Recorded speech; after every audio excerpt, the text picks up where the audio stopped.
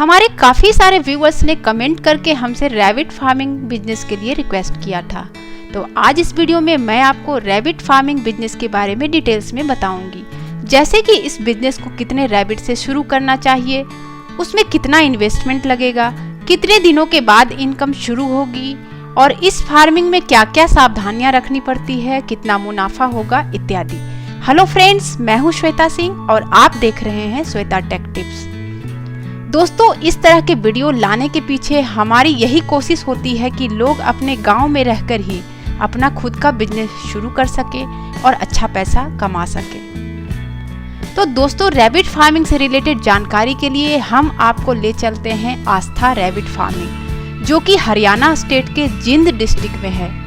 यहाँ पहुंचकर हम फार्म का विजिट करेंगे और इस फार्म के ऑनर से बात करेंगे रैबिट फार्मिंग से जुड़ी सारी बातों के बारे में। तो वीडियो को देखते रहिए और सीखते रहिए।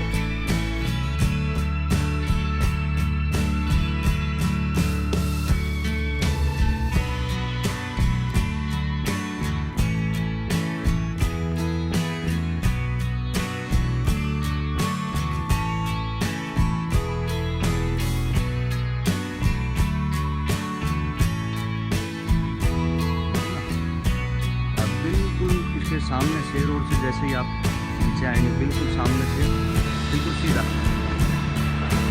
रैबिट आस्था रैबिट फार्मिंग अभी आपको दिखाते हैं। जैसा कि आप देख सकते हैं, अब हम पहुंच चुके हैं Aastha rabbit farm. So let's start. Rabbit farming आज के समय में एक प्रॉफिटेबल बिजनेस है। इसकी फार्मिंग आप कम पूंजी से ज्यादा पूंजी लगाकर शुरू कर सकते हैं। जो लोग गांव में रहते हैं या जिनके पास खेती या अन्य बिजनेस करने के लिए जमीन नहीं है, उनके लिए भी रैबिट फार्मिंग आय का अच्छा साधन बन सकता है।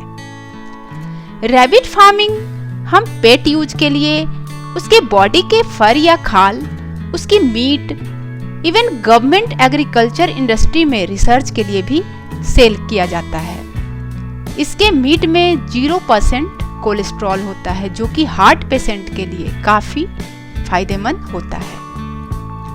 तो चलिए अब जानते हैं कि आप कितने रैबिट से अपना काम शुरू कर सकते हैं। सर, रैबिट फार्मिंग के लिए कितने रैबिट से शुरू करना चाहिए? रैबिट्स फार्मिंग के लिए ये लगा के चलो, अगर हम लगभग 10 यूनिट से शुरुआत करते हैं जी तो बेटर है। 10 यूनिट में सर कितने होते हैं रैबिट? 10 यूनिट में ये लगा के चलो 70 मादा 30 नर जी, 100 मतलब 100 रैबिट जी। 100 रैबिट के लिए हमें कितना इन्वेस्टमेंट करना होगा सर? 100 रैबिट के लिए हमें ये लगा के चलो लगभग 2.5 लाख रुपए, 2.5 लाख रुपए लगभग 2.5 लाख रुपए लगाना पड़ता है। 2.5 लाख रुपए में सर क्या क्या इंक्लूड होता है? 2.5 लाख रुपए में आप केज जिसका साइज 10x4 का है जी, साथ में आपका आएगा वाटर निपल। 10x4 के अंदर क्या है, 2x2 का स्पेस देते हैं हम एक रैबिट को। ठीक है, हाँ ठीक है ना। उसके अंदर साथ में आपको फीडर भी मिलेंगे, कटोरियाँ भी मिलेंगी, वाटर निपल भी मिलेगा आपको। ये सारा इंक्लूड होता है? ये सब इंक्लूड होता है जी, और ट्रांसपोर्ट भी हमारी रहती है उसके अंदर। अब हम देखेंगे इसमें कितनी आमदनी हो सकती है। जब आपके पास 100 खरगोश होते हैं तो इनकी 70 मादा खरगोश 45 दिन में लगभग 350 बच्चे पैदा करती है। यानी कि एक मादा खरगोश 45 दिन में औसतन 5 बच्चे पैदा करती है, जिनको पूरा तैयार होने में 4 महीने का समय लगता है। 350 खरगोशों की कीमत मार्केट में लगभग 1,20,000 रुपए होती है। इन खरगोश को तैयार होने में जो लागत आती है वह लगभग 50 से 60% होती है, जैसे कि उनका फीड, उनकी देखभाल और ट्रांसपोर्टेशन इत्यादि। तो इस प्रकार लगभग 25 से 30,000 रुपए की इनकम हर महीने हो जाती है। रैबिट फार्मिंग किस लिए किया जाता है? मतलब जैसे मीट के लिए यूज होता है, पेट के लिए यूज होता है, कैसे यूज करते हैं जिसमें ज्यादा मुनाफा हम कमा सके? जो हम रैबिट फार्मिंग करते हैं जी, वो करते हैं हम पेट के लिए ज्यादातर। ठीक है, पेट यूज के लिए, रिसर्च के लिए जी, फार्मिंग के लिए जी, इन ये यूज ज्यादा है इसके अंदर। ठीक है, मीट जो ज्यादा चलता है वो साउथ साइड में चलता है। ठीक है, अदर कंट्री उनमें ज्यादा चलता है। यहाँ पे अपने यहाँ पे पेट ज्यादा चलता है। ओके। पेट है, फार्मिंग लाइन है जो, वो ज़्यादा चलता है। सर रैबिट की कौन कौन सी नस्ल होती है और कौन से बेहतर होती है जिसे पाल करके हम ज़्यादा मुनाफा कमा सकते हैं? रैबिट्स की टोटल 6 नस्लें हैं, ओके जिसके अंदर सोवे चिंचला है, जी, न्यूजीलैंड वाइट है, ठीक है। ग्रेंजाइट है, ब्लैक ब्राउन है, डच है। तो सर यहाँ पे कौन सी नस्लें ज़्यादा चलती है? मिक्स चलेंगी, सारी की सारी सारी मिक्स चलती चलती हैं, है। सभी मिक्स चलती इन सबको पालने में कोई कठिनाई तो हैं। नहीं होती? कोई कठिनाई नहीं। सर रैबिट के लिए हम फूड क्या यूज करते हैं? रैबिट्स के लिए कई बार तो हम रेडीमेड करते हैं, जो ठीक है। पोल्ट्री वाला स्टार्टर आता है वो यूज करते हैं। तो वो लेकिन कहाँ से खरीदेंगे? वो पोल्ट्री की दुकानें हैं काफ़ी, अच्छा, उनसे मिल अच्छा, जाता है वहाँ से वो। मिल जाता है। लेकिन एक अगर हम घर पे बनाएं जी, तो हम घर पे भी फीड बना सकते हैं इसका। उसमें क्या क्या हम बना सकते हैं घर पे? उसमें जैसे अपना गेहूं है, ठीक है गेहूं का दलिया है, जी, सोयाबीन है, ठीक है खड़ है ठीक है। और बाजरा है। कुछ चीज़ें ऐसी हैं जिनको मिला के हम घर पे बना सकते हैं। सस्ता पड़ता है वो हमारे मौसम के हिसाब से देख के।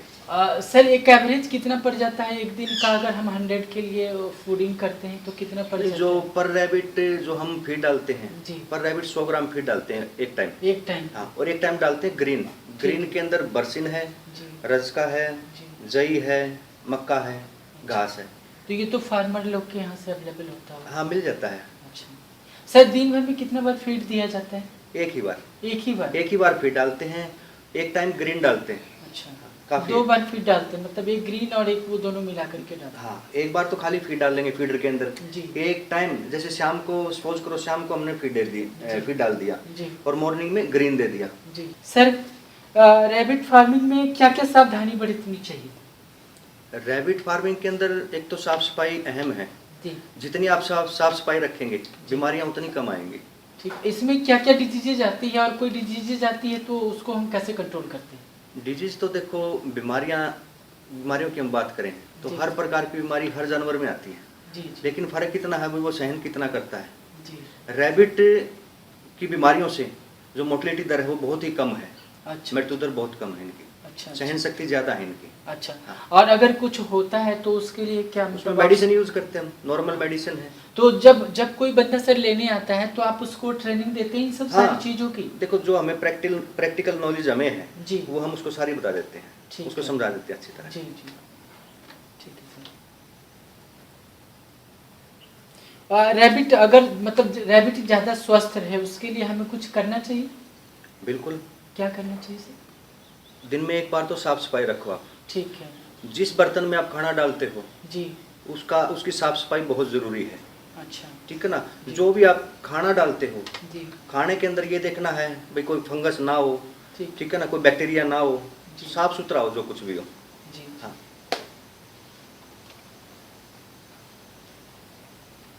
सर रैबिट फार्मिंग में किस सीजन में हमें सबसे ज़्यादा ध्यान देना पड़ता है? गर्मी के टाइम। गर्मी जिस के टाइम- टाइम टेम्परेचर मेंटेन करना पड़ता है? टेम्परेचर है ना जो मेंटेन करना पड़ता है। कितना टेम्परेचर इसके लिए चाहिए होता है? हमारे यहाँ पर जो 45 डिग्री तक टेम्परेचर रहता है, जी जी। लेकिन जो हम मेंटेन करते हैं 38 तक करते हैं इसका।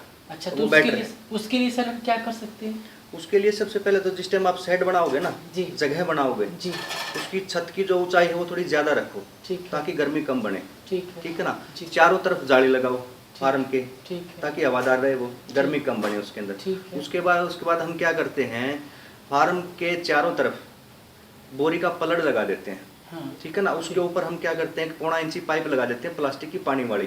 जी। उस पे छिड़काव। छत, हाँ, उसमें छोटे छोटे छेद कर देते हैं और छत पे रख देते हैं पानी की टिंकी। अच्छा ठीक है ना, ताकि ऊपर से पानी आएगा, छेदे के अंदर से पानी बोरी पे पड़ेगा, वो जिससे ठंडा जिससे रहेगा। ठंडा रहेगा। जैसे वो एज ए कूलर का काम मतलब कर सकते एज ए कूलिंग का काम, हैं। ठीक है ना सर? वो मेंटेन रखेगा। जी जी। सर रैबिट एक साल में कितनी बार बच्चों को जन्म दे देती है? रैबिट वैसे तो देखो जो कैसे? साइंस के हिसाब से तो जी। हर महीने बच्चे देती ठीक है। है। 28 से 32 दिन में ठीक। मादा बच्चे दे देती है। और एक रैबिट सर कितना बच्चा मतलब देती है एक बार में? नहीं, एक रैबिट के टोटल 12 सतन होते हैं। अच्छा, वो एक बच्चे से लेके 12 बच्चे तक कितना भी दे सकती एक बार में? है, एक बार में। ठीक है सर। 10 यूनिट से हम शुरू करना चाहते हैं तो उसके लिए सरकार से क्या हमें कोई लाइसेंस लेना पड़ता है? नहीं, वो एक फार्मिंग के लिए रजिस्ट्रेशन करवाना बेहद जरूरी है। रूल के हिसाब से तो देखो क्योंकि आप रजिस्ट्रेशन रूल करवाना फॉलो करेंगे तो बेहतर रहेगा बेहतर हमारे है। लिए। हाँ। तो जो रूल है वो हमें फॉलो करने ही चाहिए। आपको रजिस्ट्रेशन जरूर करवाना पड़ेगा। तो सर ये रजिस्ट्रेशन कहाँ से करवाना पड़ता है? या आप पार्टनरशिप डीड बनवा सकते हैं, ये प्रोप्राइटरशिप बनवा सकते हैं, ठीक है। और फिर आपको इनकम शो करनी पड़ती है हर साल। दूसरा क्या है, आपको करंट अकाउंट आपका होना चाहिए, आपका पैन कार्ड फर्म का जरूर होना चाहिए। जितना भी लेन देन करो सारा अकाउंट से करो। सर इसमें सेल टैक्स और जीएसटी वगैरह इसमें लगता है क्या? अभी तक देखो, जो मैंने अभी मेरे सीए से मैंने बात की थी पीछे भी जी, तो उन्होंने अब तक जो बताया है जी, उन्होंने यही बताया अभी जीएसटी अभी लाइव स्टॉक के अंदर, किसी भी लाइव स्टॉक के अंदर अभी अलाउ नहीं है। जैसे पेट के लिए बेचना है तो पेट के लिए हमारा मार्केट कहाँ पे है?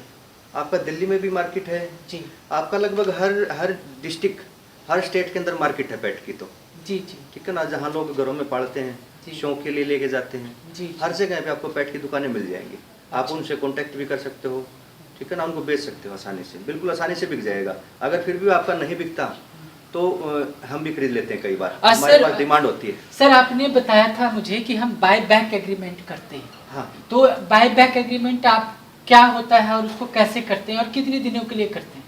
जो बाई बैक एग्रीमेंट हम 11 महीने के लिए करते हैं। तो 10 यूनिट का भी आप बाय बैक एग्रीमेंट करते हैं क्या? कि उसका कोई मतलब ये है कि देखो, अगर नया फार्मर कोई भी है उसके लिए रैबिट के बच्चे बेचना बड़ी मुश्किल की बात है, उसको मार्केट का पता नहीं होता। वही चीज है ना सर, उसकी सुविधा के लिए हम उसको एग्रीमेंट कर लेते हैं भाई, एक साल में जितने आपकी मादा बच्चे देगी, 11 महीने में जितने बच्चे देगी हम उनको बाई बैक कर लेंगे। अच्छा, जैसे आप बाई बैक एग्रीमेंट करते हैं अगर, तो जो उस समय का रेट होगा उस रेट से आप लेंगे? उस रेट से हम लेंगे। गर्मी में थोड़ा रेट कम रहता है, ठीक है, सर्दी में अच्छा रेट।